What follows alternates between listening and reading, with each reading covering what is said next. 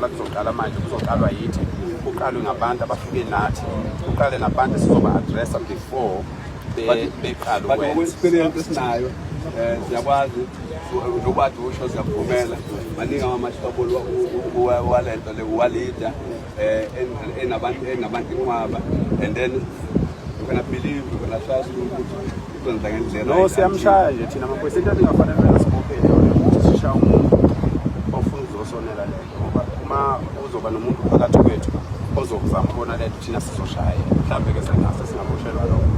Ngoba nathi siyashayana sonke. Siyabashaya nje thina asibanqele. Iyakhala nje. Nayizolo shayana sonke omunye khuthuza nje. Ashayana sonke. Kodwa manje mase kuchazwa ngengisi lapha nathiwe bekugunya ama legal formula. Khuluma imbobo zezingoma naye. Ngoba le yansha. Abahlonishwa mina ngicela ukupleasure ekhamba Amandla. Songoba. Amandla. Awusiyakhala manje.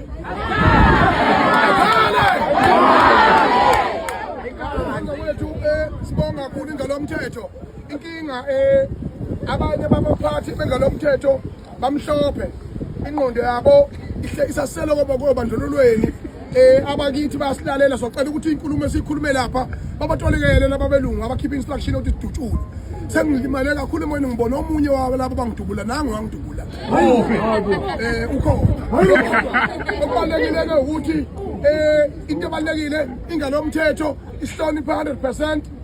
Ubaba uMkhonazi ukhipha instruction ebalekile ukuthi njengo provincial commissioner asenze isiqiniseko sokuthi ilungelo lethu lokumasha nelungelo lokuclean idolobha lethu nabo bayifuna igebengu abama-drugs abafuni kodwa akungashawa umuntu akunantshontshwa yabona asikalambele ey'nganeni zabantu izama zakithi ngoba baningi abantu bakithi nabo abayizamelayo lapho abamisa amatende bezama njengoba bedlula kubizo lo ngisengathatha iqatha nje kodwa ngingalikhokhela iqatha